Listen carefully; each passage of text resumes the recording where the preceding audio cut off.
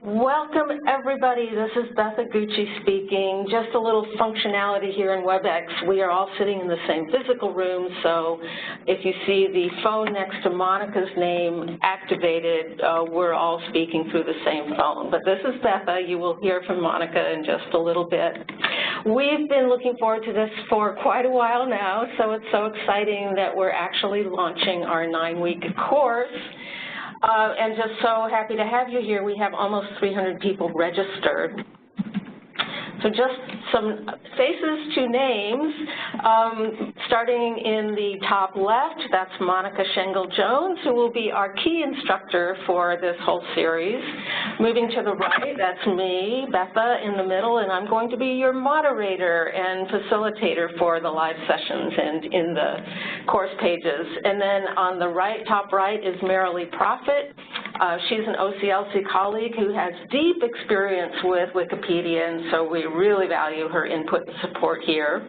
And then on the lower left, Mercy Procaccini, our Valiant project coordinator, who ties up all of the little loose ends, and Dale Musselman, who's providing technical support for all aspects of this course. So quite a team. I feel so lucky to work with all these wonderful people.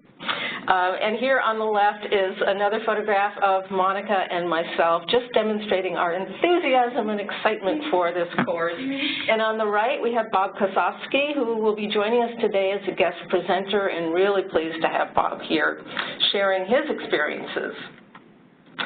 So agenda for today, we have 90 minutes, and we have quite a bit to cover. Wikipedia is wide and deep, and we are going to introduce one piece at a time. So we're looking forward to getting through some of these sort of foundational elements and increase your understanding of Wikipedia. So the Wikipedia plus Libraries Better Together project, for one, we are able to do this because of funding from the John S. and James L. Knight Foundation and the Wikimedia Foundation, so that's wonderful. What we expect to do with this course, well, overall, the idea is to really strengthen the ties between U.S. public libraries and Wikipedia, and what we hope to do with this course in particular is to increase public library engagement with Wikipedia. So we'll initially do that by hopefully building a deeper understanding of the structure and the inner workings of Wikipedia, and then introduce you to many levels of engagement. So there are many ways that you can get involved, from things that are more lightweight all the way to maybe full immersion, ultimately in the Wikipedia community of editors. And just want to emphasize, this is a two-way engagement. So yes, librarians have a lot of expertise to offer to Wikipedia to help build an increasingly robust resource. And on the other side, Wikipedia offers librarians new ways to teach information literacy and to engage with their communities. And we're going to be learning a lot about that over the next several weeks. So to begin with, we like to be fairly interactive here in the live online session, because that's our chance to be together in real time. So we're going to start by practicing using annotation tools. So if you will look in the upper left corner of the presentation screen, you should see a little gray marker. It looks like a marker pen. If you click on that, it will turn blue, and it will open a column of tool choices. And it looks like, hey, we've got some go-getters already figured out. So we're going to be using two different tools immediately following this, starting with the arrow. So it's the first tool down. If you just click on the arrow and then click on the screen, and you're invited to practice. And you will notice, I love this, it's like there's arrows all over the place. So you notice, one, the arrow has your name on it, and also the arrow moves when you move your pointer location. So you only have one arrow at a time. Yeah, this is fun. Okay, so if you would hold your arrows for now, and we're going to practice the check mark. So I just cleared all your pointers. So those of you who have already found some check marks, if you go 4 tools down to that open square, square with a white field, and then the teeny tiny little arrow to the right of that opens a drop-down menu, and choose the mark item from that menu. And you'll notice when you have the check mark that you can check as many places on the screen as you want. So it allows you to check multiple things. Yeah, this is your engagement in real time on the screen. I should move on, but I just love seeing all these check marks accumulate. Shouldn't have told you that, says Chris.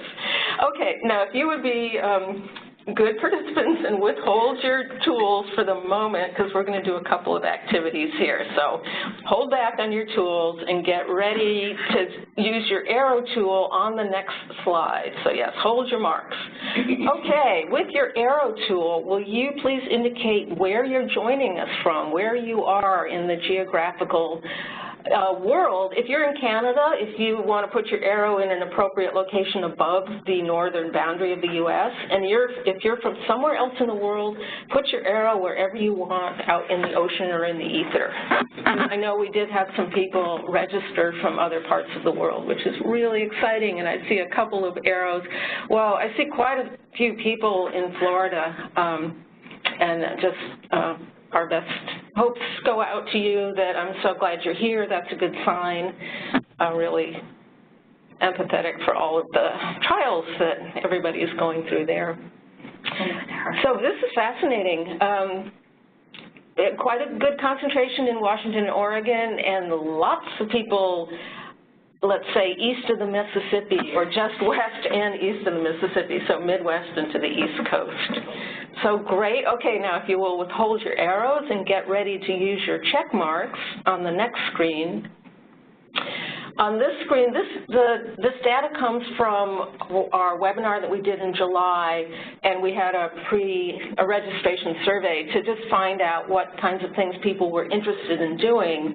So if you would put a check mark on this graphic on the things that you want to get out of this training. So you can check all that apply. Are you here to just learn editing basics and to learn how to use this for information literacy? Are you interested in the history of Wikipedia? So check as many places that apply. And this is beautiful. You're all using such wonderful colors. So it just is making a really beautiful graphic, which will be captured because we are recording this, and all of this interactivity gets preserved. So I also invite you to enter into the chat box any comments you have about your experience in Wikipedia. So in the last, let's say in the last 3 or 4 or 5 minutes, we have introduced you to what we call on-screen interactivity or whiteboard activity. So you've learned to use the arrow tool, the check mark, and learning to use chat. And I would say chat is the primary tool where you all can interact with each other and pose questions. Definitely invite you to put questions as they come up as you're listening to the presentation, and also to share information with each other and share links, because you are yourselves a fountain of knowledge, and this is a great way to share what you know.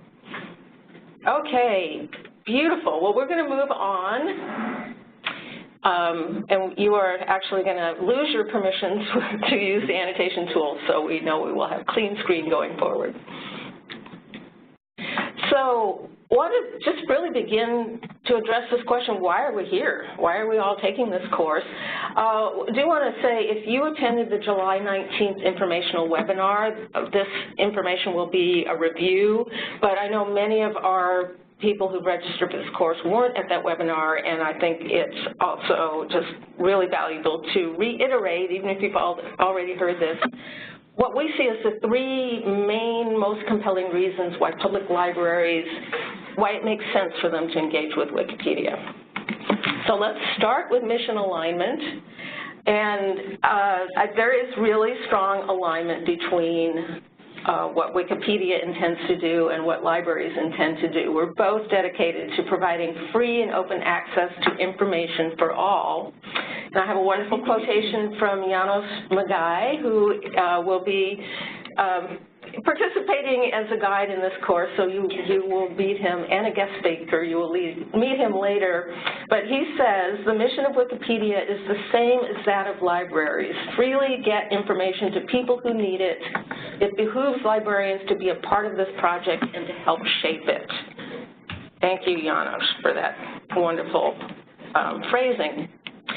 And it's also, we know as librarians, in particular as public librarians, we have a community. If you've ever been to PLA conference or the Association of Rural and Small Libraries conference or any state library conference, you feel your community of librarians. This is every bit as true for Wikipedia. There is a very vibrant, vital community behind Wikipedia, and the more we can really find the intersection and connect these two communities, I think the more we will strengthen the shared missions and visions. I have another wonderful quotation. This one is from Andrea Davis, a San Francisco Public Library, and she says, after her experience of engaging with Wikipedia, she said, Wikipedia was no longer this thing that they do, those people. You do it. You have agency. So I just think that's a beautiful illustration of the powerful intersection of these two communities.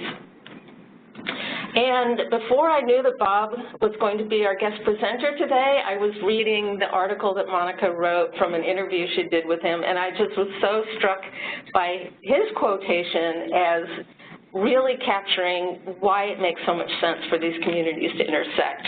And it's that tremendous sense of pride knowing that I'm collaborating with others by sharing knowledge with the world. So thank you, Bob, and I'm so glad we will be able to hear more from you. So second most compelling reason is this is about meeting patrons where they are. I mean, the reality is our patrons are going to Wikipedia. If you look at this data about the most visited websites in the U.S. and globally, Wikipedia is number 7 in the U.S., number 5 globally.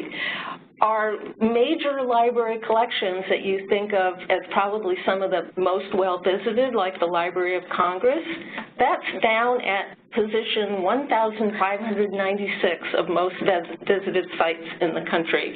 Very similar, or even farther, way farther down for Boston Public Library. So, reality, this is where our patrons are going. And fortunately, there are wonderful ways that librarians can actually leverage this reality. There's a great story, another one of the interviews that Monika wrote, and this one was with Allison Frick from Glenside, Pennsylvania Free Library, and her partner Christina from Penn State. They hold 1-hour information literacy sessions that pivot around Wikipedia. And they feel this is really important. For one, they reassure their audience that you can't break Wikipedia. So it's a place to really go in and explore and see how information is curated and knowledge is being made always in process. And they're great about encouraging people to participate in Wikipedia in a way to help them take control over the way their lives are represented, and also to begin to ask questions about this. So this connection between information literacy and Wikipedia is actually reinforced by studies, and a recent study, this is from the Wiki Educational Foundation, and it was a 3-month mixed method study of approximately 6,000 students enrolled in more than 270 courses that incorporate editing Wikipedia as a class assignment. So this was a pretty robust study here. And the key finding that I want to highlight is that 96% of these higher education instructors consider Wikipedia to be more valuable for teaching digital literacy than traditional assignments. And this is in terms of learning to differentiate reliable sources of information from unreliable sources. This is also kind of bolstered by a very recent Pew study that indicates that large numbers of citizens in our country go to the libraries or view libraries as the place to help them sort through this maze of fake news and confusing information. So having Wikipedia as a way to do that is just hugely valuable. One of the students in the study said that about his experience is that you have much more of a questioning mentality and you're a lot more conscious of the validity of the information as you read.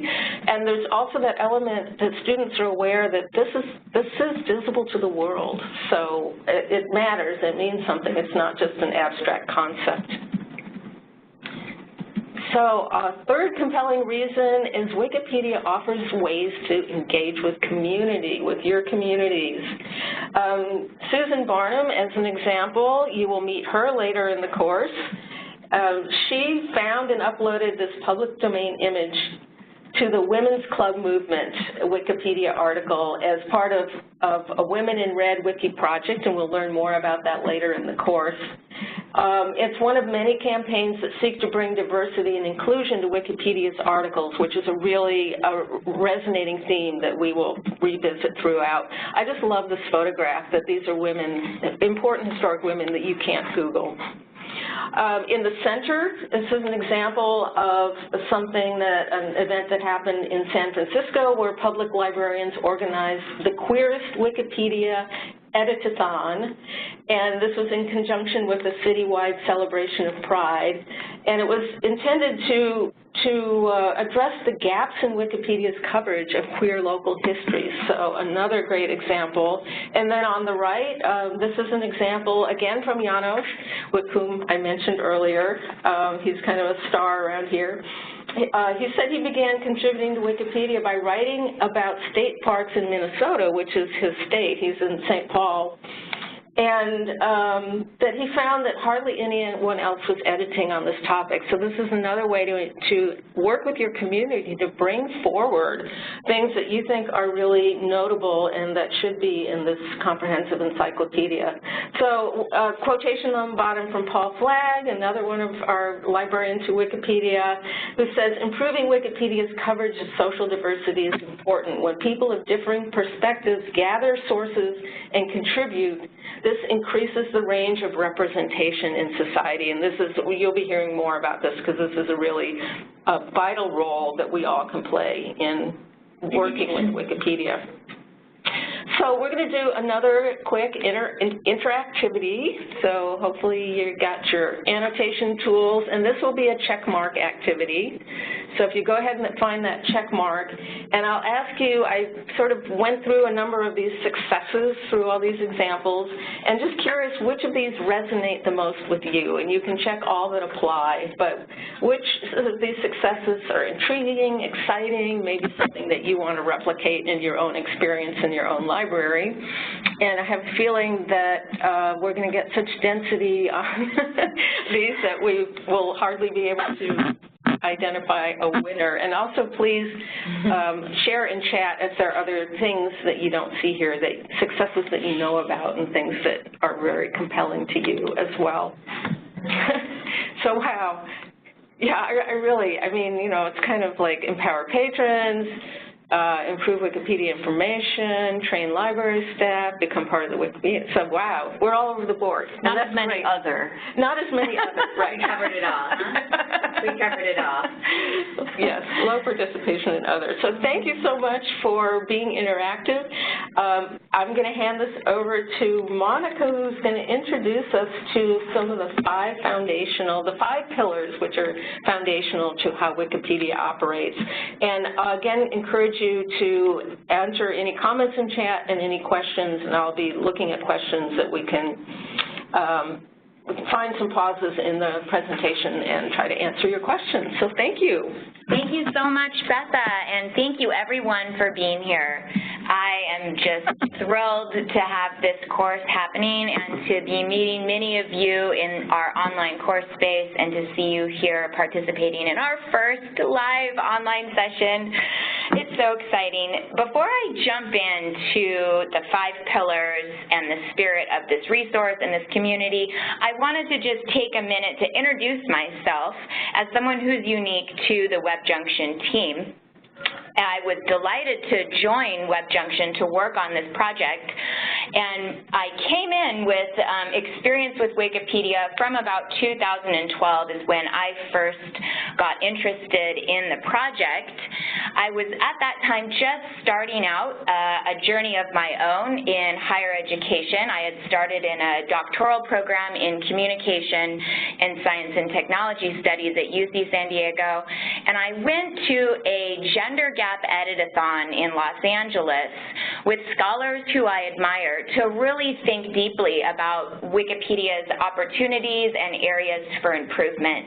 And that spurred me to get involved and to try and understand how does this work, where did this come from, and what can I do with it.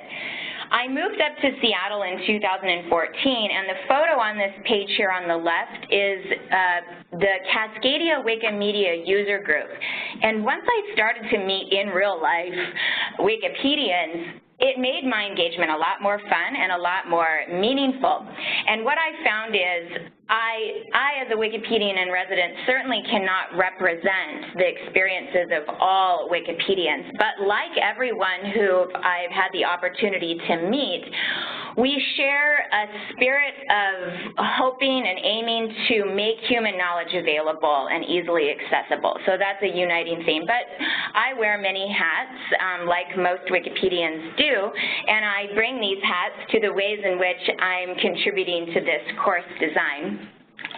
And you'll also be having the opportunity to meet Wikipedians who are participating in the course as guides. They'll be facilitating your discussion forums and sharing their experiences with you in those discussions. We'll also have a number of guest speakers, as today we'll be having Bob Kosovsky speak. And many of you, I'm finding in your introductions, already have Wikipedia experiences. You are in many ways Wikipedians too, so I'm glad to see you here, and I aim for this course to be really a space for all of us to learn together wherever we're at and deepen our engagement with the project and build bridges together. So without further ado, I'm going to start off with giving you an overview of the 5 pillars of Wikipedia, and these are the kind of foundational principles that have guided how the project develops and unfolds.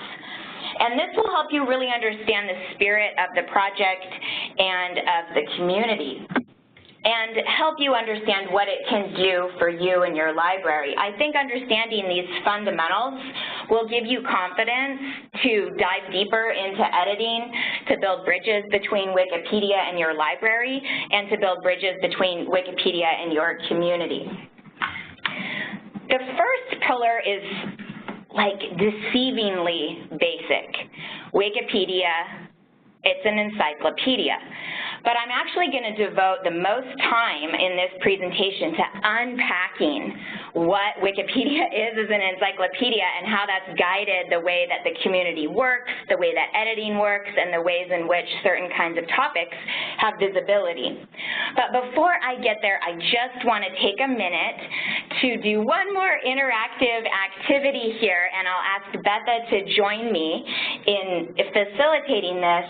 And I'd like to ask you to check in with your own definition, your own working definition of encyclopedia, and just pop that into chat. Now, some of you may jump ahead and look at the screen, and that's okay. If you've already seen what the definition is, that's fine. But I really just wanted to give you a chance to check in with, what do you assume an encyclopedia is? And you can just give 1 or 2 words, sort of keywords. What comes to mind when you think encyclopedia? So compendium of knowledge, compendium of human knowledge. Great. Collection of authoritative brief articles, reference source that gives you a good start to research. These are flying by. This is great. This is so great. Everything, that would be the comprehensive nature. A massive tome of knowledge. I like the resonance of that. Ooh, a good place to start research. That's right. Research source, set of information, a book containing factual articles. Starting point, lots of this starting point for research, and I think the theme that's coming through most for me is comprehensive. Yes. And compendium. Compendium. I love that. Well, thank you. Thank you for this, and I think that we'll be able to deepen what it is that you're already saying and you're already aware of. To jump into what Wikipedia is as an encyclopedia, and I also wanted to take a minute to share with you that we've prepared a learning guide for you, and you can go ahead and access that and use that to guide the way you are engaging with this presentation here. I'm going to dissect Wikipedia into two parts. I'm going to talk about the pedia part, and then I'm going to talk about the wiki part. And the pedia part, this suffix is a motion to a long modern history of exactly what you've been saying in chat. This compendium, this summarization of human knowledge. And Wikipedia's most obvious predecessor is the oldest English encyclopedia, Encyclopedia Britannica, and you can see the resonance between these two projects in this advertisement here from the early 20th century, which states Encyclopedia Britannica is the sum of human knowledge. This is the very same kind of like tagline that Wikipedia uses in its vision and mission statement, which we went over earlier, to summarize human knowledge. And so how do we actually go about summarizing knowledge? This is where I'm going to dive into the weeds a little bit and share with you a model of what that looks like. An encyclopedia as a compendium is a tertiary reference source, third-level reference source. And Wikipedia very explicitly aims to summarize secondary sources. So I'll just give that a minute to sink in. It summarizes secondary sources, and these secondary sources, importantly, must be verifiable and independent from the subject that they're summarizing. Let's go through an example. You can check out the biographical page on Franz Kafka, which, if I do say so, is a beautifully written article, and it's considered to be one of Wikipedia's best articles. And as extra credit, if you want, later on when you go home, you can compare the Wikipedia article to the Britannica article. But for now, let me explain to you how this article is an example of a tertiary reference. It summarizes the ways in which secondary sources have described Franz Kafka's works, his life, his impact, the critical reception to his works, the meanings of his works. And so it's these secondary references that are the most important for Wikipedians, not the truth of his writings, rather how the truth of the ways in which others have written about him. And so in this piece, you can see there's over 180 secondary sources that make up the article's backbone. You have books, scholarly journal articles, newspapers, and online sources that are independent from Franz and also aim to give readers a general reference. So let's see. What this does introduce, though, and I want to highlight this because this is an opportunity, I think, for library staff, is that as a summarization of secondary references, Wikipedia is, susceptible to reproducing biases that already exist. If there is information or knowledge that's not necessarily written about already by others, there's going to be missing voices and perspectives in those secondary sources. And that then can be reproduced in the kinds of subjects that are and aren't covered in the tertiary source. And this really is where there's an opportunity for library staff to understand what Wikipedia does, what its limits are, and then how to get involved. But you might be asking, surely there is space for primary sources on Wikipedia. Haven't you seen links to collections or archives? This is what libraries do, and this is what cultural institutions are interested in. And I do want to say that, yes, indeed, there is space for that.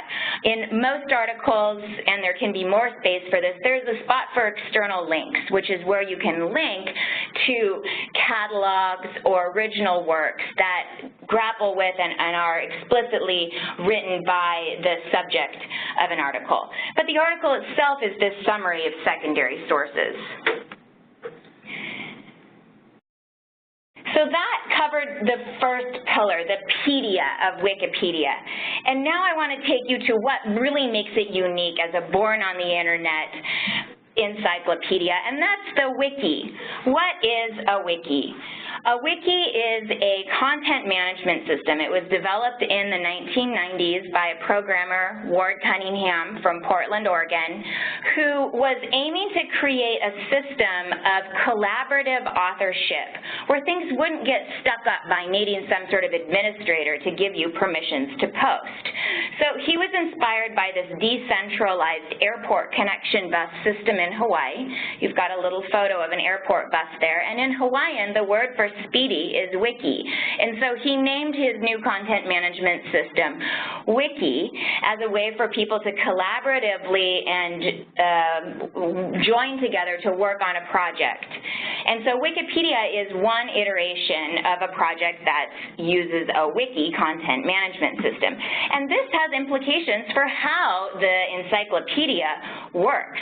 For one thing, on a wiki, everything is always saved within itself. So in every article, you can view the history of when it was started and see each and every contribution that's been made to the piece. So in our revision history here on Franz Kafka, you can go back all the way to 2001 when the original article was created and see how many contributions have been made and by whom.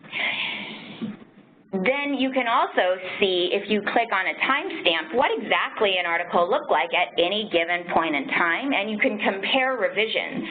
And then you can see who made different contributions by looking at the username here next to somebody who has made a contribution here. So a wiki really offers this excellent form of version control and visibility and transparency that is fundamentally different from the workflow of other traditional encyclopedias. It also means that articles on Wikipedia are in what I call a constant state of becoming.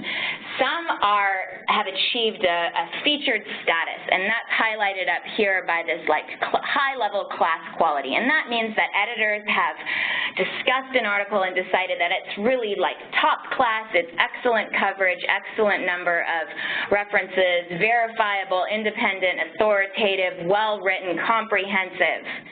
Then there's articles that deserve to be included in an encyclopedia because a topic is notable in that it has a wide number of independent references, secondary references written about it, so it deserves to be included, but it just hasn't been developed yet. So the article might just be a stub, a starter class, or a C article. And Wikipedians have used this rubric to try and assess where articles are at, but there's a big number that are unassessed, and there's just a ton of articles in general. And so this is a real opportunity for newcomers to join in the project, but also just to help you understand how to evaluate an article to begin with. And that's something that we'll be discussing more and more as we go forward.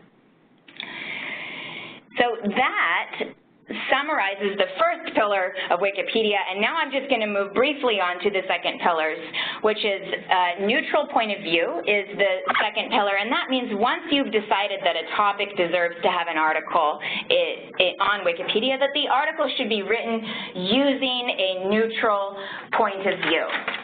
So the bird's eye view, the summary of the article, it shouldn't be a space for promotion. It's not a space for your opinions or for original research. It's a space to summarize and be neutral about the ways in which a topic has been covered. And this neutrality is created by this practice of having sentence-by-sentence citations. So each claim that's made in an article needs to be backed up with a verifiable reference. And Wikipedia uses and depends upon these inline citations to guide readers to where to go next. So an example here in the Franz Kafka article is where a considerable debate took place about what language Franz spoke at home, and then how that was written up in a neutral point of view and then cited with very specific page numbers. The third pillar of Wikipedia is also a deceivingly simple pillar, but that's really important for understanding how this works. And that is that Wikipedia is free to use, edit, and share. To use, it means to reproduce elsewhere, to share, and it's freely open and accessible. And I'll talk about that in a minute. But first I want to just describe what it means that it's free to edit. And this has a lot to do with the way that the wiki software works for collaboration. It also means that authorship on any given article is shared. So as an example, here's a model of a way that an article has developed over time. We have the first version that's created by Mary here. And then another editor goes in, unbeknownst to Mary, and adds a new contribution, signaled in blue here. In the next version, a third editor has come in and added a third piece here in green, and also edited up Mary and Suzanne's contributions. In the fourth version, the next editor has come in and edited even a little bit more, added something new, and moved some parts around. So at this point, all three of these editors have contributed, and then they've all worked through their contributions to make the outcome of the article. So it's a blending and bridging and collaborative process, and the authorship of the outcome is shared between these editors. So in our example with Franz Kafka, if you look at the history of the article, you can see that 203 and possibly more since editors have contributed to the article since it was first created in 2001.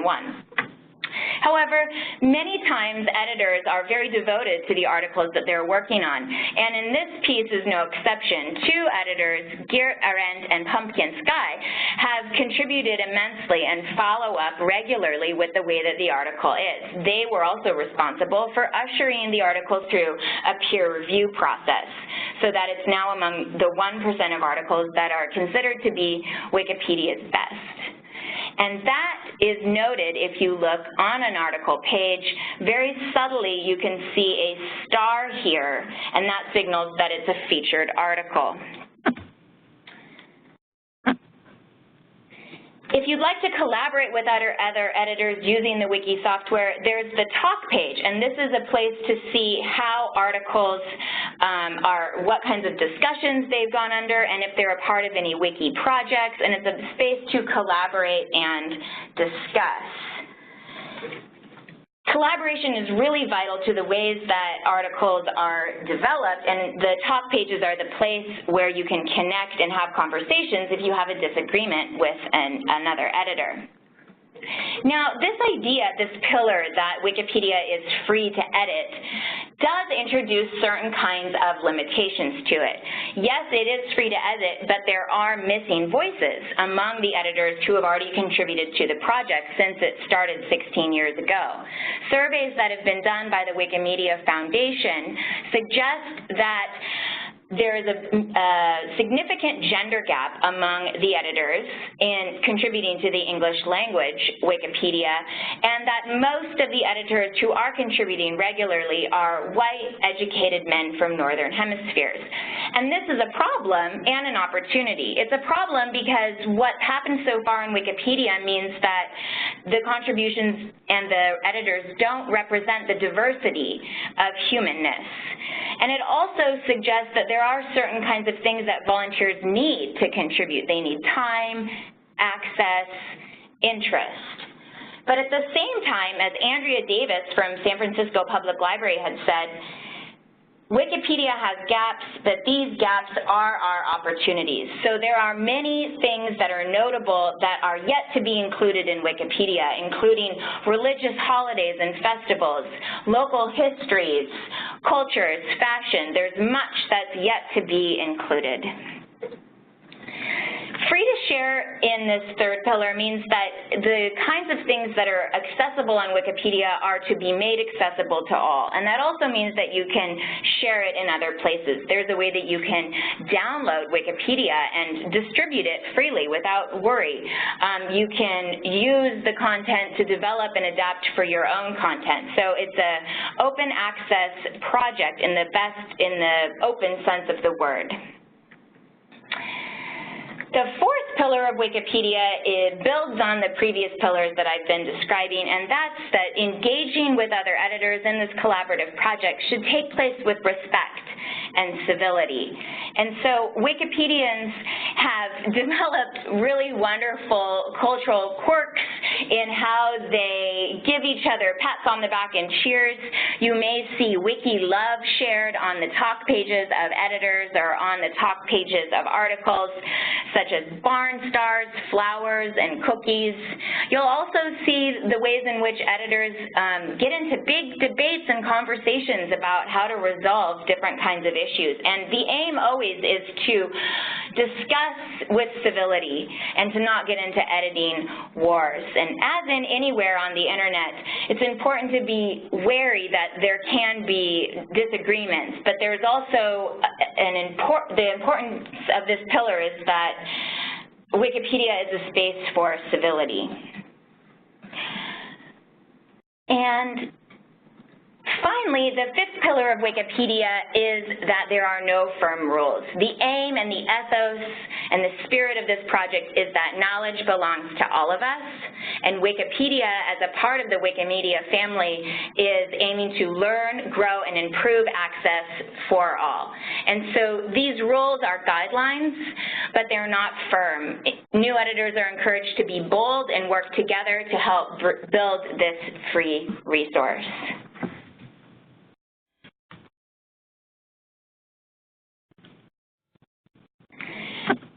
These are the 5 pillars that I've just been describing, and it's been a lot of fun to begin to unpack them. And in your discussion groups later today, you'll have a chance to discuss and debate how the annotated description I've given you helps you understand, deepen your understanding of what Wikipedia is as a resource and as a community. So, for the next part of the discussion today, I want to jump into what the editing process is. And this will be in brief because we will be discussing this a little bit more in our weeks to come. But one of our Wikipedians and an advisor to this project, who's also a librarian, Phoebe Ayers, has said is that you can think of Wikipedia working like a virtual newsroom. So I've put this photo here of the BBC newsroom to show you that it's a busy, busy place, but it's also a distributed newsroom. People don't work in the same place, and they don't work on Wikipedia or contribute at the same time, and not everyone contributes in the same way. But if you do want to see everything that's being changed at any given moment on the encyclopedia, you can go to the sidebar that says recent changes. And there are approximately 300 edits being made per minute. So it is a busy, busy space that is constantly under development. When you go in to make an editor contribute, up there at the top of the page, we've looked at article, we've looked at talk. There's 2 ways that you can edit. There's the what you see is what you get visual editor here, which is pictured in this screenshot. And then there is also the Wiki Markup Editor, which is a modified HTML editing practice that you can use to edit. Now, in our description of how you can set up your user profile preferences, which are up here at the top of your user page, we've encouraged you to enable both editing options, edit and edit source. While the visual editor, this one here, is excellent for making edits to the encyclopedia, and we want you to be able to use that one, if you are going to make contributions on talk pages or in community spaces, that visual editor hasn't been implemented across the board. So that's when you need to have access to that edit source.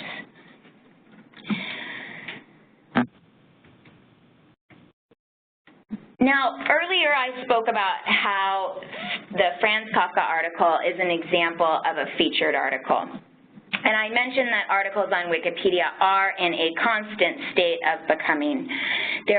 Wikipedians have organized them by class, and we've got, top-tier articles that are rated by importance, which means the extent to which they're visited every month.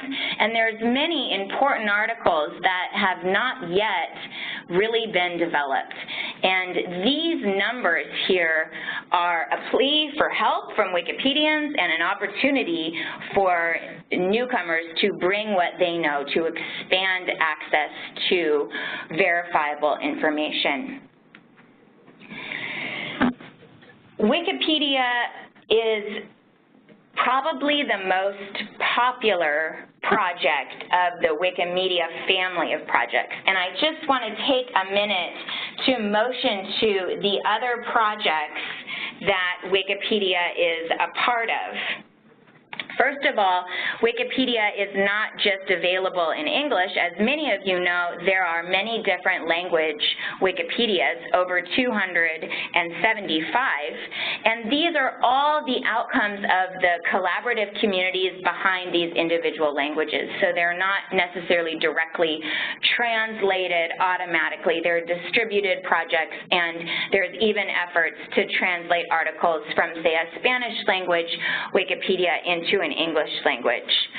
There's also a number of other projects that are related to but distinct from the Encyclopedia project, and we may be talking a little bit about just a couple of them, and then there's the opportunity for you to learn more as you wish. There's Wikipedia Commons, which is a repository for images, and that's one that we'll be talking about. But I want to say that by getting involved and learning about the Wikipedia community, you are coming into conversation with a community devoted to free and open access to information more broadly. And these are all projects that are devoted to this very fundamental vision and mission.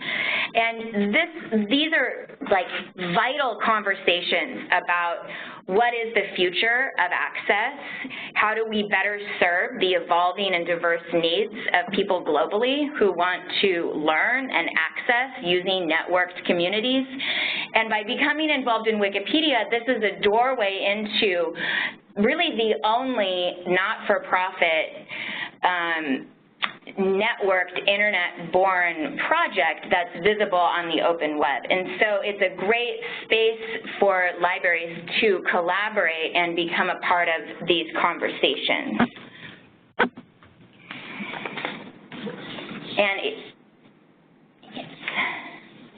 So now I have not been able to pay attention to the chat at this point, so I wanted to show off one of the excellent featured images on Wikimedia Commons of these goats and see if there's any questions that have come up during my presentation about the 5 pillars and the editing process.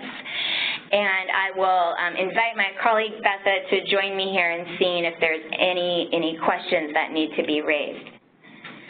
Well, wonderful conversation going on, and some of the more technical questions have been answered by our experts in the audience, so thank you so much for all of you who are answering those. One, I think, really wonderful comment that's worth bringing out loud is this realization that the 5 pillars of Wikipedia really resonate with Raghunathan's 5 laws of library science. I did not know that. That's great. Correlation, so thank you for noting that. And then I think one of our participants in particular is really interested in how you thank editors, which I think is wonderful, already understanding that 4th pillar of being part of this respectful community, but I don't know if you have anything particular you want to say about how you thank an editor for doing a good job. Well, at a very basic level, on any edit history page you can go to, there's a little button that you can press that says thanks, and you can thank an editor if they've made a nice contribution. And that's a simple way that anyone can do if they want to thank someone for a contribution that they've made.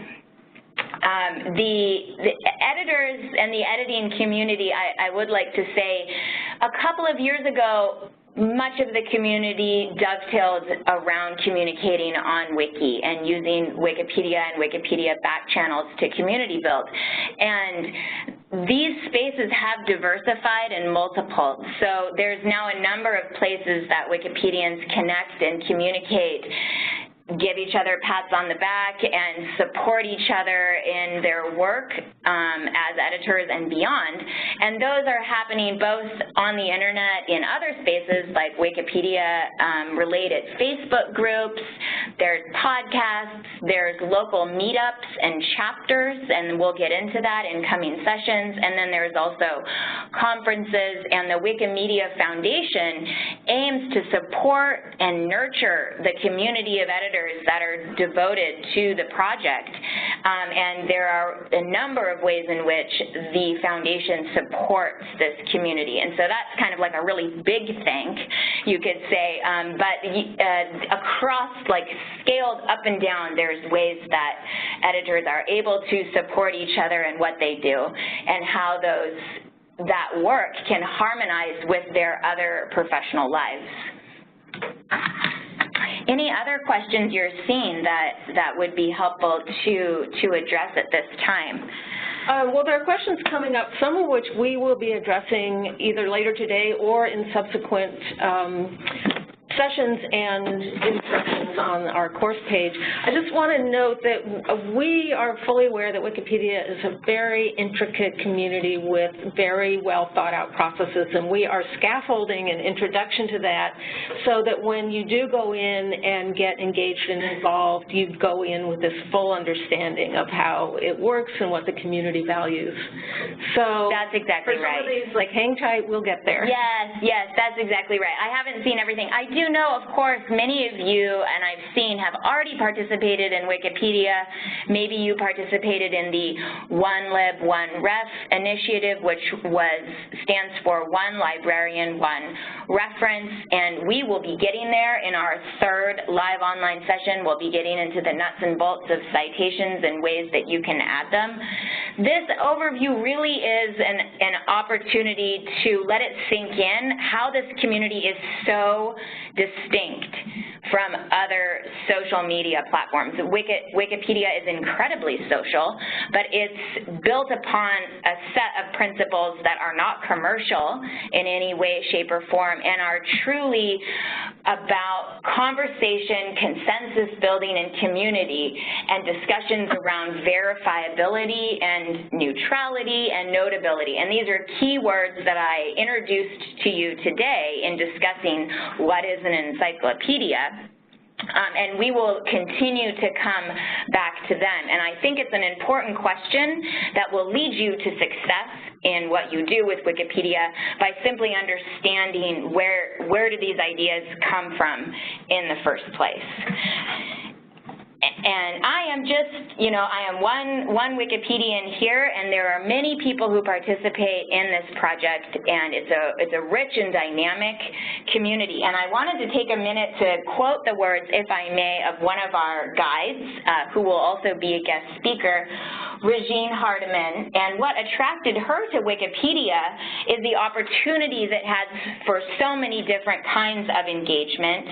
She writes, "I love Wikipedia editing in all its evolving forms, from the simplest correction of a typo to the intricacies of data mining. I feel Wikipedia offers a great opportunity to explore your own knowledge path while inspiring others to join your exploration or start your own."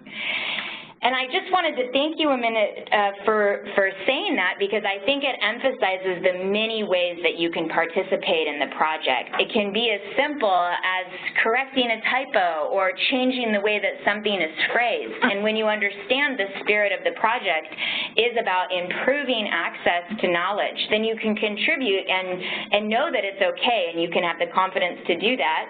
And you will also, I think, get curious. It will spark your curiosity to understand how something like this has evolved and help you guide others to evaluate different Wikipedia articles, to understand how to evaluate where they are in their state of becoming, and potentially help you guide others in their own Wikipedia journeys. So thank you for that, and thank you for all of these rich discussions that are happening here. Indeed, in the chat, we will be getting to the nuts and bolts of editing as we head through our 9-week course. Is there anything else? Well, I think in the interest of time, it would be good to move on. Okay. I know everybody wants to know everything right now. It will come. It will come. Yes, yes. Well, what I'd like to do next is now introduce someone like you, a public librarian, our guest presenter today, Bob Kosovsky. Thank you so much for being here, Bob. And hi there, Monica. Hi, Bob. So I'd like to introduce you before we pass you the baton, and just say that we are delighted to have you here. Bob is a curator and a librarian at New York Public Library. He started to edit years ago, inspired, as he'll describe for you, by his work as a library staff member. And as you may have seen, he's one of the librarians who we've featured in the Web Junction series, Librarians Who Wikipedia. When he shared his story with me for that series, he was framing the work that he does in a way that was really emphasizing how what Wikipedia can do and be for 21st century librarianship. So it's on this topic that we've asked him to present. And he, if I can say so, has truly done incredible work as an editor and an organizer. And he's been involved in a local chapter of other Wikipedians in New York, and he's a project advisor for the Wikipedia Plus Libraries project. So all of these truly emphasize Bob is a champion of innovative approaches to opening up access to information seekers, and I'm so pleased to welcome him to our session today and thank him for all that he's done and taking the time to share it with our course attendees. So thank you, Bob, and I will pass you the baton. Well, thank you, Monica, Betha, and the Web Junction staff for this opportunity to participate in Web Junction series devoted to engaging public librarians with Wikipedia. I am a strong believer in the power of Wikipedia to spread information and knowledge. As librarians and information workers, I also believe that we have an incredible opportunity to enhance Wikipedia based on the principles we practice as library workers. Permit me to quote from the Code of Ethics of IFLA, the International Federation of Library Associations and Institutions. Quote, "The core mission of librarians and other information workers is to ensure access to information for all, for personal development, education, cultural enrichment, leisure, economic activity, and informed participation in and enhancement of democracy," unquote. In other words, as librarians and information workers, it's our job and responsibility to enable people to access information. Being fully aware of foundational ideas such as this was one of the ideals that led me to embrace Wikipedia. How did I begin editing Wikipedia? I first signed up in July 2006, knowing that one must be familiar with new web resources. But it wasn't until 2009 that I became more involved. I began editing little by little at that time. At first, it took me a while to understand why my edits were sometimes being changed, and it took me a longer while to realize and see that people were trying to communicate with me. But eventually, I got the hang of it. Things were going well until an event changed my outlook. In 2011, a coworker suggested we organize a Wikipedia edit-a-thon where we work at the New York Public Library for the Performing Arts, the part of the library located at Lincoln Center. Thus began my involvement with Wikimedia New York City, the local chapter devoted to promoting Wikipedia and its associated projects. They helped us organize and promote our edit-a-thon. We called the event Wikipedia, the Musical, as we hope to attract people interested in musicals and musical theater. A member of the library staff created a nice graphic which helped with promotion. The event received wide attention, including significant press coverage. I was so amazed and surprised at the response that I began attending chapter meetings and joined the local chapter, where I am now a board member. I wanted to be able to help other organizations hold similar events, and I wanted to support the mission of Wikipedia to be able to add to and make knowledge free. Let me characterize the types of editing I do. One type of contribution is editing on topics of personal interest, in this case, collecting information that one needs in the course of one's work. In 2009, I was working on a digital project involving sheet music from the 1890s. Much of the music I encountered were excerpts from musicals of the period. In particular, I kept coming across music written by a little-known composer, Wilson Morse. I could not find any biographical information on him in standard reference sources, so I began researching him. I discovered he was a distant relative of Samuel Morse, inventor of Morse code. As I was digging up information, my curiosity grew because he was a mildly interesting person. As genealogy is one of my hobbies, I took particular interest in discovering that he died at the young age of 37 here in New York City and is buried in a very famous cemetery, Greenwood Cemetery in Brooklyn, where many notable people are buried. So I took the subway to Greenwood Cemetery and asked the cemetery office where was Wilson Morse buried. The caretaker showed me how to find his grave. I took a photo of it, uploaded it, and included in the Wikipedia article on Wilson Morse that I had created. Having done the research, I can now state that this biographical article is the most comprehensive reference source for information about Wilson Morse.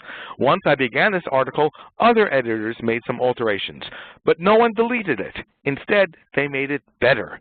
The portrait you saw on the previous slide was one such addition supplied by another editor. Once I knew it was accepted and people began working on it, I thought, wow, this is what one can do with Wikipedia. Another example of editing is creating articles based on patron reference questions. At the outset, I didn't have a systematic plan of what I wanted to edit or create. I simply chose whatever caught my fancy, although I was very much aware of working on articles that would help others. I once received an email reference question where the patron asked, "Who was Broadway Rose?"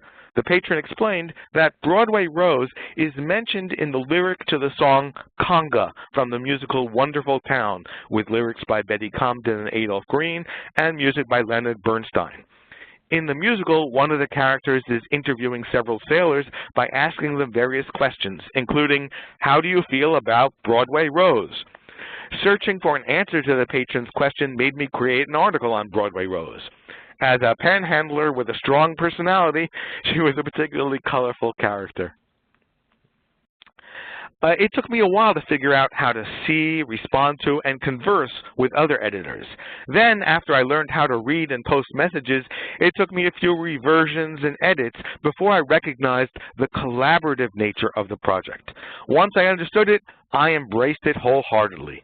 Now, when I write articles, I expect others to work on them as well, to proofread, clarify, and improve my writing, and to enhance what I've already written. Collaboration happens on talk pages where there can be complex and lengthy discussions. It's challenged my thinking and helped me to embrace alternative views that I may have never considered. For those of us who are constantly seeking to improve our intellectual acumen, Wikipedia's discussions are a wonderful way to develop one's intellectual faculties. What you see in this slide are excerpts of an extended conversation I had with editors concerning the article Retrograde Music. The actual conversation was much longer. There it is. So what does editing Wikipedia do for libraries? To be true to the ideal of sharing knowledge freely, editing Wikipedia is much more than promoting your collections. Rather, it's a chance to integrate your specialized and unique information into the wider universe of knowledge and to illuminate the connections between topics and ideas. I truly believe that every one of our music manuscripts play a larger role in history than just being a collection of music. Similarly, any book or object one finds in a library has numerous connections to multiple topics. By assimilating and presenting all the published information I can find through Wikipedia articles, I can show the world the significance of these works and their relevance within a larger context. What tools can you use to measure or track back Wikipedia to your collections? You can track page views on articles and use Google Analytics. These are easy tools to use. For the articles I've written on library materials, only specialists will really look at those. At the library, we were told that we needed more statistics on where our users were looking. The New York Public Library had contributed 10,000 stereoscopic images to Wikipedia, but didn't know there was a way to follow their use. I showed them how to see page views for the images they posted. They were very thankful because having tools that help determine metrics makes a difference. In concluding my portion of this webinar, let me say that it's one thing to consult Wikipedia, but it's an entirely different experience to participate in the building of the encyclopedia. For myself, I feel a tremendous sense of pride by knowing that I'm collaborating with others by sharing knowledge with the world. With such a variety of diverting recreational activities in 21st century life, I find editing Wikipedia to be among the most rewarding. Through Wikipedia, I have found out so much about so many things, not just through reading about them, but through actual engagement of editing articles about them. Through my collaboration with others, I've been able to grow intellectually and refine how I express and convey information to others. And conversely, a reminder to myself to always be open and receptive to new ideas and new ways of thinking. I encourage all librarians and information workers to become involved with Wikipedia. Thank you very much. Bob, thank you for that presentation. I feel a tremendous sense of pride knowing that we have Wikibrarians like you, and I'll adopt that word that I've seen other librarians use, who are participating in the project. I just want to give a minute to tell you about an article that I came across that Bob contributed to. He edited an article on an imaginary violin sonata, Vintuel, and I'm not sure if I'm saying this right, Vintuel sonata, and it's an article that's written about an imaginary violin sonata that takes place in the early chapters of Marcel Proust's In Search of Lost Time. And this was just like so amazing for me to read, that this is something that you worked on, because you're able to kind of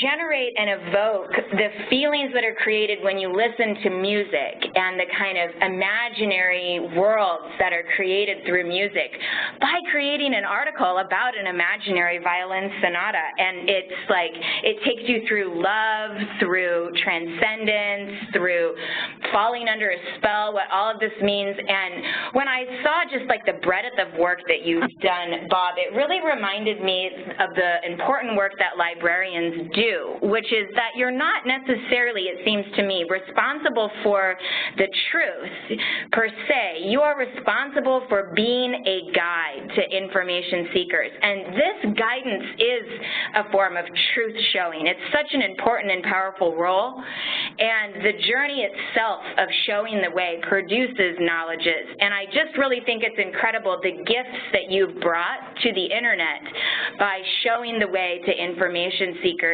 by contributing in this. And so I just really want to applaud the work that you and all the other editors have done in building out this incredible project.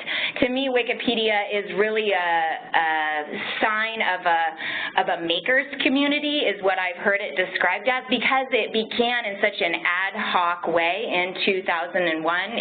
It was a collaborative. No one knew if Wikipedia would work, and there's a saying that says, in theory, Wikipedia would never work. So it's kind of this miracle that in practice it actually functions quite well. I've seen a lot of questions in Twitter about things related to our current moment where we're grappling with issues of misinformation, disinformation, how to verify sources on the internet, and I just really wanted to emphasize that these topics are incredibly important to Wikipedia and to Wikipedia editors, and the insights that the library world has on these will be, you will be in harmony with the kinds of conversations that are taking place on Wikipedia, and I think you'll find these will be really generative spaces for you. I'm wondering, though, I just wanted to take a minute to see if there were any questions in chat that others might have for Bob or about the presentation so far, beyond the things that I've already touched on. I mean, other than the idea of a Wikibrarian T-shirt? Other than the idea of a Wikibrarian T-shirt, all right, we'll put that on the to-do list. If you successfully complete all of the course requirements, then maybe we will put your names in a hat and send out a free T-shirt to one of you. That's just an idea that I came up with right now, so don't a citation needed there, but I do think that's a good idea. I did see some questions in here when Bob was speaking earlier about the chapter that he participates in, and our guide and project visionary Marilee Prophet did answer the question that there are 2 chapters in the United States, and there are also a number of user groups. And so I mentioned I've been a part of the Cascadia Wikimedia user group, which encompasses Washington, Oregon, and British Columbia, in fact. And there are other user groups that have been created in other parts of the United States. I think one of our Wikipedia guides, Emily Jack, was instrumental in creating a user group in her community. And we'll talk more about what user groups and chapters are, that these things exist, might even be something new for some of you. So I just want to let you know that we all so appreciate all of the ideas that are being generated here, and that we're really aiming to take this step by step so that you can get your foundational knowledge, and then we'll guide you slowly through our 9 weeks. And so with that, I'm going to pass the baton to my colleague Betha to take us there. But I'm going to bring up one question that I think is fairly interesting, because it relates to your whole explanation of a tertiary resource. Thank you. Emphasis on that. So this is a really good question for Bob and Monica. Was going to the cemetery and taking a picture of the unmarked grave, does that count as original research? You know, that is such a good question. And in fact, the way that the Wikimedia Commons works and how issues around notability and secondary sources work are a little bit different in Commons. And so we're going to talk about that and just do a very broad overview of issues around copyright in sessions to come. So everything that I was saying today about tertiary reference and citations, all of that had to do with texts and how the articles, in fact, are written. But illustrations are a whole other can of worms, and so we'll talk about that later. So hold that thought and get excited for what's to come. Yes, I consider all these technical questions and evidence of your excitement. I know. And I know. But yeah, we will definitely be looking more at notability and evaluating articles for reliability next week. So getting into our next steps as we round up our first live session, I want to do a little bit of an orientation to the course pages, where we'll be spending all of our time in between the live sessions to connect and just talk with each other, and this is where you get assignments. So looking initially at, this is the landing page, the top of the page where you get to when you go to the Wikipedia Plus Libraries course.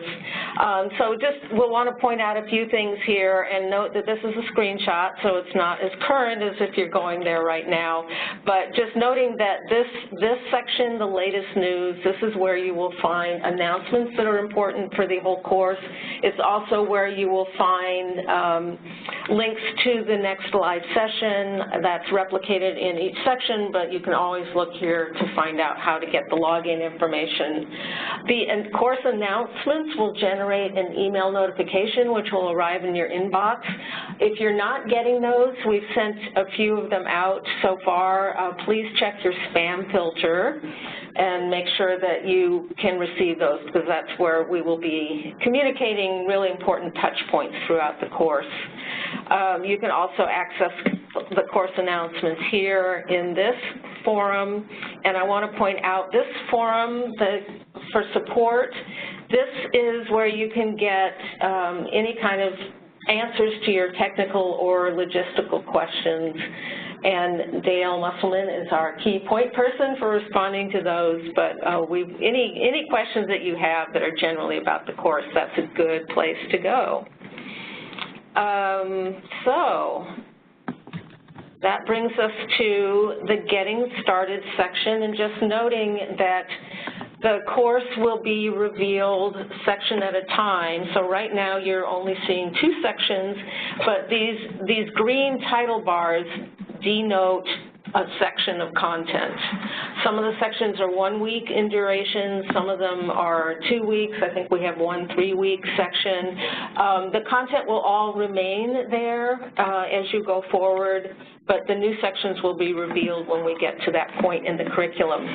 So noting this little drop-down arrow, you can toggle to close that section so that you don't have to scroll down a long page. You also have the option to close all of the sections at once or open them all at once. So a couple things to note in the Getting Started section, which was opened quite a while ago to encourage everybody to start to get acquainted and do some of the preliminary work. One, the Wikipedia user account, and I noticed somebody in chat said they don't have one yet. This is really important to participation, so this is where you will find instructions on how to do that. So please, if you haven't done that already, definitely want to do that soon. And definitely want to point out the syllabus and timeline. This is a high-level overview of what we're going to address in the course, in what sequence, and what the time frames are, and lists all of the timing for the live session, so you can put those in your calendar, and hope you can all make that live session, because I think although we do record each of these and they will be available for you to listen to later if you can't make the live session, I think maybe you saw from today how wonderfully interactive it is when you can be here in real time with the rest of us. So just some notes about getting the most out of this course in the online environment, and I know lots of people who have been introducing yourself. Out of the almost 300 people registered, I don't know how many, but I've just been reading through miles and miles of introductions, so thank you all for doing that and being already participatory. So just a note about these little check boxes that you will see. They are ways to track your own progression through this course. Some of them, the ones that have solid outlines, are self-check. So this is just a way for you to track yourself. If you did complete your user account, create that, you can come in here and put a little check mark in the box yourself, so just for your own visual assurance that you've done that. If you've looked at the timeline, you can put the check box. Then there are check boxes that have a dotted outline. These are ones in which the system is automated to fill in the check for you when you have completed the required activity. So these are primarily going to be associated with discussion forums where we're asking you to participate. So if you have posted in the Introduce Yourself forum, you should be seeing a little check mark inside that dotted line box. Just also noting this function, when other people have posted to the forum, since the last time you visited and read that forum, it will show up, and this is just, there are 30 unread posts. When I took this screenshot, it's just an indication of how much activity is going on in the Introduce Yourself forum with over almost 300 of you involved in that, and we'll talk a little bit more about discussion groups in a minute. And this blue arrow, which will appear in the bottom right corner of your view, will always get you back to the top of the course. So if you have all of your sections open and you're way down at the bottom, you can quickly jump back to the top. And then looking at the page for Section 1, or underneath the Section 1 title bar, which we just opened up last week. These sections will have a fairly consistent format. So the format will be the topics that we plan to cover in that section.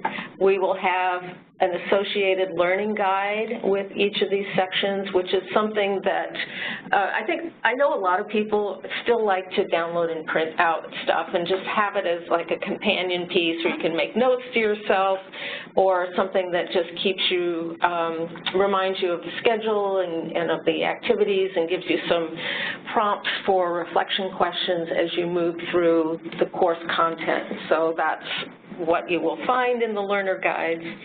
And then generally there will be a pre-work, something that we would really like you to accomplish before you get to the live session. We aim to keep this activity something that you can do in less than an hour, sometimes maybe in a half an hour. So we're trying to keep it minimal, but if you can get that done before the live session, it gives you more context for what we'll be talking about. And then, again, information about the live session, the schedule, and if you click the link that says WebEx Live Session, September 13th, you will also be taken to the login screen. So that's probably the most direct way to get right to the live session. And then after each session, we will have assignments, and when I took this screenshot, we didn't have the assignments here yet, but just noting that right here in this area is where you will be finding the discussion group where you'll be talking about your first assignment. And I'm going to talk about discussion groups in just a minute, a little more information about that. Okay, so just quickly going over the assignments, so giving a preview of where we're going for the rest of this week. As I mentioned, if you haven't yet, please create your Wikipedia account. The Wikipedia Essential Self-Paced module is what we had as pre-work. If you haven't done that, it's definitely worth doing. And then after this, we're asking you to review the Wikipedia 5 pillars. That's really a quick reference thing. It's something that you might want to just bookmark and keep handy, or even print out. So it's, you can read it in 5 minutes, but it's just something to keep in your vision so that you can be reminded of those foundational pillars as you explore deeper into Wikipedia. And then sort of new thing, we're going to ask you to create your Wikipedia user page, and there is a link to instructions in the Section 1 course page. And then in your small discussion groups, and note about discussion groups, with so many people in the course, what we wanted to do was divide you into smaller groups of approximately 30, or are going to be slightly fewer than 30 in each group, so that you have a little bit of a more intimate setting for having discussions around the content. I know it's really hard, just evidenced by the Introduce Yourself forum, it's really hard to keep track of 300 people posting in one forum. So that's the idea behind it. And for the rest of this week, we're going to ask you to introduce yourself again very briefly just within your group, and along with your introduction, share your Wikipedia username, because that's how you find each other on Wikipedia. And Wikipedia invites you to make up a username, so you won't necessarily naturally associate it with a person's real name. And then if you feel comfortable, provide a link to your Wikipedia user page, which you will just have created. If you've already created that, bravo. And just want to acknowledge in general, in this course, we have all levels of expertise coming to this. So some of you are real beginners. I myself was in that category about 3 months ago when I first created my account at urging of Monica and with a lot of support from Monica, and created my user page. So I know what it feels like to be a very rank beginner. And I know we also have people here who've had quite a bit of experience with Wikipedia. So I encourage you when you're in your discussion groups to acknowledge what level you're at, and for everybody to honor where each person is, and to provide support and exchange knowledge and information. So we also this week want you to just start a discussion with each other about your impressions of the Wikipedia 5 pillars and how it may or may not have changed your perception of Wikipedia as a resource. So just get some conversation going about what your perception is and whether that has been shifted once you start to know that sort of foundational information about how Wikipedia operates. So a little bit more about discussion groups. Almost all of the discussion and reporting back on assignments will happen in these groups.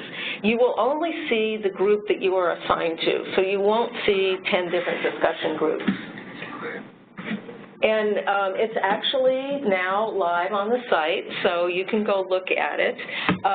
This is just an example of what you will find. So if you are in a group, and we're just using Monica as an example. She's not actually going to be guiding this week, but she may be guiding. But if you were in a group assigned as a discussion with Monica, then you would click this link that says Welcome Post from your Wikipedia guide, Monica, and it would open up a window here that gives Monica's welcome post, and then in order for you to participate in that, it's like pretty much like any discussion forum you've ever seen. You just click that little reply button over there, and then you can join the conversation. We are really fortunate to have enlisted a host of volunteer Wikipedian guides, and these are names and faces. Each group will be assigned a guide. You will stay in these groups for the first 4 weeks, but the guides will rotate so that you get exposed to different viewpoints and different perspectives. And the guides are really there to expose the participants to different points of view and to support you and maybe answer technical questions that others in the group. But I really encourage group members to support each other and share whatever knowledge you have. So a couple other things about the requirements for completing this course. You get credit for posting in discussion groups. So there's a little bit of a stick. You need to get that credit. You need to post in the forums to get that credit. But I think I want to look at the forums as a huge carrot, because interacting with your peers and guides is the most enriching experience. And in an online course, this is where it happens. So I really encourage you to not post more than once, but really consider this a conversation and engage in it really actively. So I see we are running really close to the end of our 90 minutes. Wonderful to see you, and don't know if, Monica, you have any last words? Yeah, thank you, Betha, for covering that. And I just wanted to say again, thank you, everyone, for participating, and a special clap and applause for the Wikipedians among you who have volunteered to be guides and help facilitate the conversation. Of course, at any time, if you have any questions about the course content or anything else, feel free to reach out to the WebJunction team, and our contact information is on the course homepage. And we're just so glad to have you here and have started this conversation and this incredible learning journey together. Many of you are coming in with like advanced questions and enthusiasm and excitement, and we're going to really be so thrilled to be working with you. Each and every one of you are coming from a different place, and I'm excited to journey together. So thank you for being here. And with see you that online. Snaps is a way of saying applause. Yay! Thank you. Thank you to everyone. Snaps to all. Thank you, everyone. Thank you, everyone. We'll see you next week, live online on September 20th. And in the meantime, we'll see you in the course page. That's right. And thanks, yes.